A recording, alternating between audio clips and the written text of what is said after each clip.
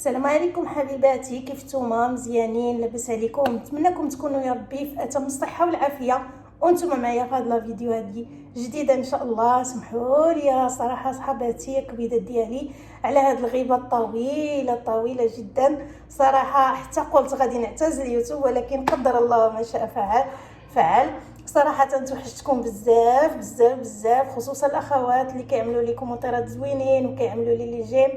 الله يكثر خيركم، شكرا لكم بزاف وشكرا لكم حتى كذلك كتسقسيو فيا بزاف، كتدخلوا على عندي الخاص وكتسولوا فيا وكتقولوا يا سعاد راه توحشناك بزاف وما كرهناش انك ترجعي معنا اليوتيوب.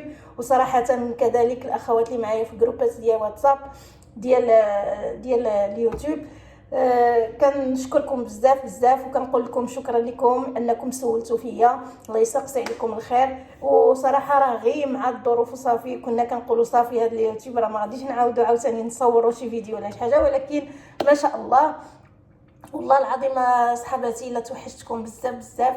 وصراحه اليوم جات على صدفه انني غادي نعمل واحد الوصفه. بداو العيال ومول الدار راكم عارفين الزوج ديالي كيتشهاو عليا، ماما عافاك عملي لنا سعاد عملي لنا واحد شي بسطيله الحوت. قلت علاش ما صورتكمش وانتم معايا ونسقسيو بعضياتنا. وهذا الفيديو جا غير يعني اش غادي نقول لكم، يعني غير مطيه، ولكن انا توحشتكم بزاف وبغيت نسول فيكم كيف ما كتسولوا فيا باش ندخل عندكم وحده الخاص. قلت ارى نعمل لكم فيديو باش تشوفوه كاملين. المهم ان شاء الله باذن الله غنحاولوا نعملوا بسطيله ديال الحوت. عندي هنايا الورقه كيف ما كتشوفوا راها باقا طريه، وانا اصلا راني يعني شحال من مرحله عملتها في الكواليس وقلت باش ما يجيش الفيديو طويل.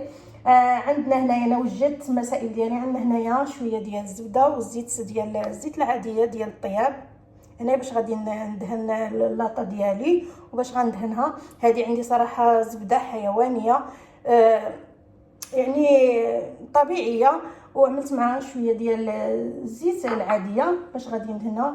وهنايا بعد ما عملت كروفيت كيف ما كتشوفوا صوتيتو حتى راني عملت لا ماريناد وعملت شويه من هنايا صوتيت معايا الكروفيت. عندي هنايا هذا المقدار هذا، المهم اللي واجد عندي يا بنات وصافي، يعني راه ماشي يعني داكشي اللي كاين في الدار وصافي. وهنا كذلك عندي شويه ديال الكروفيت قطعته بهذا الشكل هذا كيف ما كتشوفوا مربعات صغيره من بعد ما صوتيته حتى هو. انا غنقول لكم شنو لا ماريناد شنو عملت فيها. وعندي هنايا كذلك الفطر الاسود حتى هو بعد ما عملته في المطايب حتى طلق وقطعته على هذا الشكل هذا صغيور. وعندي هنايا الليمون عادي وعندي الليمون مصير حتى هو راه عملته في لا ماريناد. انا غادي نجيبها لكم. وخلاص كيف ما كتعرفوا عندي الشعريه الصينيه ديال الروز، انا هذه اللي كنستعمل. المهم عندي ها هي لا ماريناد راني عملتها، نتمنى تكون باينه لكم. المهم نحاول هانتوما كيف ما كتشوفوا. هنا عندي قزبور، ما عرفتش واش كتبان ولا لا. المهم انا عندي قزبور ومعدنوس وشويه ديال التوابل ديال الحوت، وعندي عملت واحد العصره ديال الليمون عادي وشويه ديال اللب ديال الليمون مصير. كما قلت لكم عملت هذه التوابل ديال الحوت والفلفل غبره، وعملت هذه واحد شي قطرات ديال صوص الصوجا وشويه ديال الملحه وشويه ديال هذه الهريسه الا كانت عندكم وشويه ديال الابزار. هذا الشيء اللي عملت. قلت لكم بسطيله عاديه، علاش لا ما ناكلوش شي حاجه طبيعيه في الدار، نحاولوا نعملوها يعني في الدار ديالنا من الاحسن. وهي صراحه الانسان ساعه كيعيا كياخذ داكشي اللي كاين كناخذوه من السوق، ولكن ساعه كنقولوا انا نوجدوا شي حاجه للوليدات هيدا في الدار. هاد لا ماريناد هذه اللي عملت وشويه زيت البلديه حتى هي عملتها هنايا، وجمعت هاد التوابل وهاد المقادير كامل جمعتهم بواحد مهم شويه ديال الماء وصافي. ما نقدرش نقول لكم نص كاس اولا كاس ديال العنبه ديال الماء. هادشي باش ما جمعته. انا غادي انا صراحه كاين اللي كيعملها غير هكذايا بلا ما غادي يصوطيها شويه، انا كنبغيها تكون شويه طيبه. عاد غادي نخلطها مع هاد المقادير كامل كتشوفوا، وخليكم معايا حتى نبدا نعمل هاد الورقه ديالي البسطيله ديالي البخوريه. نتوما مشوفين، خليكم معايا حتى الاخر. ها نتوما البنات، بعد ما وجدت اللاطه ديالي انا فرشت فيها الورقه كيف ما كتشوفوا، وسقيتها بداك الزبده وشويه ديال الزيت، كندهنها باش ما تجينيش يعني قاصحه، بغيتها تجيني مقرمشه. هانتوما معايا خليكم. والحشوه حتى هي وجدتها تبارك الله ما شاء الله. عملت فيها غير شويه ديال الشعريه الصينيه، واخا داكشي اللي وريتكم في الاول راه ما عملتوش كامل، يعني باش ما تجيش غير عامره غير بالشعريه. عملت فيها هاد المقادير كاملين كيف ما كتشوفوا. ها هي دابا غادي نحاول نوزعها ان شاء الله معكم. سمحوا لي انا راني كنعمل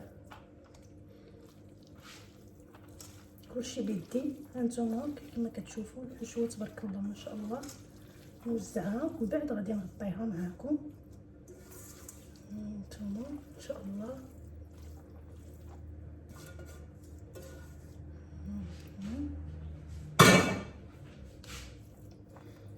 وما تنساوش تبداو يعني الورقه ديالكم تسقيوها.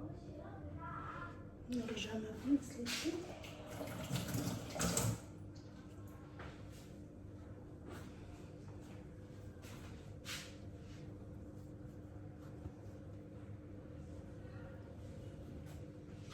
انا وزعت دابا ديك هذه، نحاول نغطي بالورقه اللي عندي.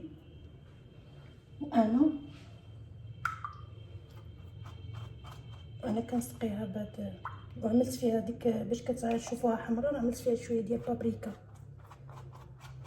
هنايا كنظن راني نزلت التليفون بطريقه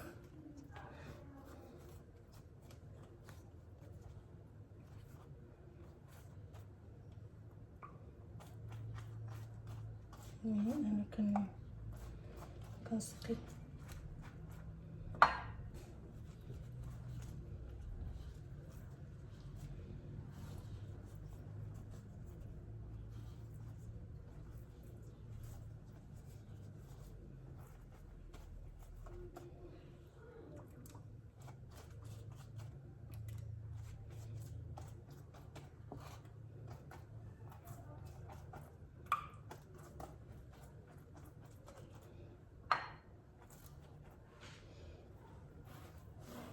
نحاول نغطيها عاوتاني ورقه اخرى.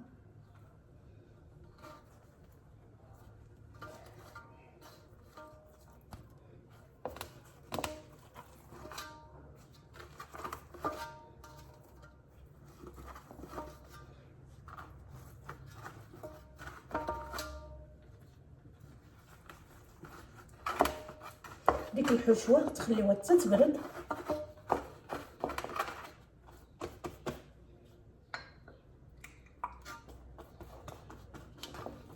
حنا كنسقيو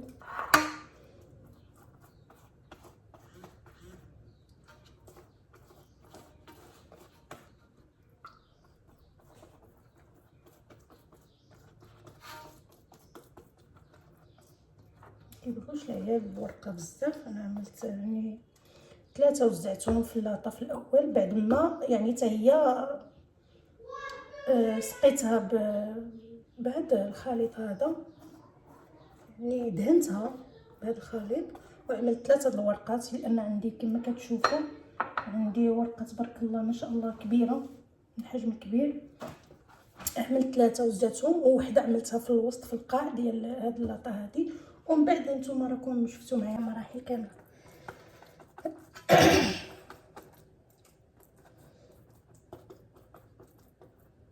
ودابا ان شاء الله باذن الله انا نقلب لكم الكاميرا باش تشوفوا ان شاء الله كيف جات. هيا بعد ما سقيتها دابا غادي ندخلها للفران. وهانتوما بعد ما طابت جات ما شاء الله محمره طيبه مزيان. وعملت لها انا هاد التزيين ديالها هيدايا، شويه ديال الشعريه اللي قلت لكم قبيلاتي، وشويه ديال حامض هيدا، واللي عنده كروفيت او جامبا رويال يعملها. نقول لكم على حسب الموجود اللي عندنا. ويلا اخوتي، مع السلامه وشكرا لكم على المتابعه، الى اللقاء.